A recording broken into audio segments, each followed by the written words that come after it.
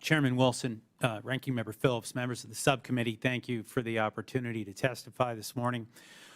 If you don't know the name Hakeem Awad, you probably should. We all should.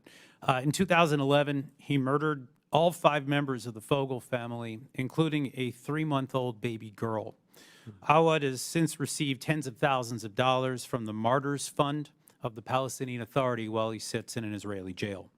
Awad is one of many convicted terrorists who benefit from the program commonly known as Pay for Slay. Bottom line, the PA, once seen as a peace partner, deliberately rewards terrorists for murdering Israeli civilians. And adding to the outrage, some of the victims have been American citizens too. When Congress passed the Taylor Force Act 5 years ago, it curbed the expansion of this twisted system. The Israelis also helped by withholding some of the funds earmarked for the PA, but more can be done. But in the meantime, the West Bank is boiling over. The Islamic Republic of Iran is flooding the West Bank with weapons and cash for terrorist groups that are eroding the PA's grip on power. In just over a year, more than 2,100 attacks have been funded, orchestrated, or inspired by Iran in the West Bank. My organization, FDD, has tracked all of that on our website. Groups like Hamas, Islamic Jihad, and the Lion's Den have established no-go zones in large towns like Jenin in the West Bank. The PA's security forces should have stepped in, but unfortunately, they've been a complete non-factor. And this has only emboldened Iran and its proxies. The so-called Axis has now set up a nerve center, as they call it, in Lebanon to coordinate military operations in the West Bank.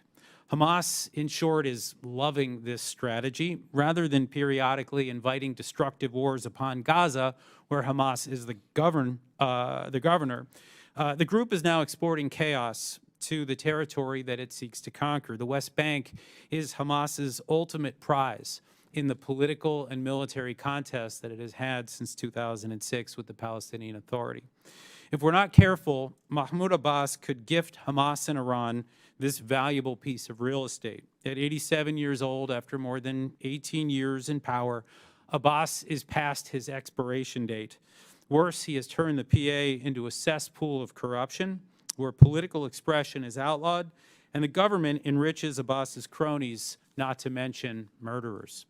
In other words, Pay for Slay is just one of many serious challenges facing the PA right now, which is why today's hearing is so important. Let me recommend a couple of steps here that could help right the ship. First, let's continue the rigorous application of Taylor Force. Make it clear no more U.S. assistance so long as Pay for Slay continues. We could even tweak the language to prevent the PA from even indirectly benefiting from U.S. aid. 2, encourage the Palestinians to establish a social security program to negate the need for the Martyrs Fund. It would provide a financial safety net for all Palestinians in need. The Israelis actually support this. The White House might even ask the Saudis to finance this fund, regardless of whether normalization talks succeed. 3, Palestinian Social Security can help end American support to the UN Relief and Works Agency. UNRWA must be cut. The agency perpetuates the fiction of a Palestinian refugee problem that ended decades ago. 4th, let's push Mahmoud Abbas on succession. The more he refuses to clarify the PA's succession process, the more likely we will see a full-blown crisis in the West Bank after Abbas leaves the scene. 5, increase support for the U.S. Security Coordinator for Israel and the Palestinians. This will strengthen the PA security forces, and it will also improve coordination with the IDF. Similarly, we should strengthen the military cooperation between Jordan and Israel, particularly along that porous border, that long border between the two countries where Iran and Hezbollah have been smuggling the bulk of the weapons getting into the West Bank. Next, we should enforce the Rewards for Justice bounty on Hamas West Bank leader Saleh Arouri. He roams free in countries like Turkey and Qatar and Lebanon. We should be forcing these countries to take action.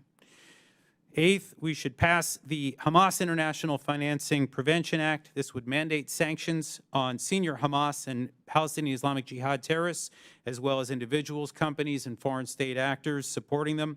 And finally, We must halt all sanctions relief and ransom payments to the Islamic Republic of Iran. The regime directly finances West Bank terror. If Washington wants to sustain the PA and protect Israel, our Iran policy must change. Let me stop here. On behalf of FDD, thank you for inviting me, and I look forward to your questions.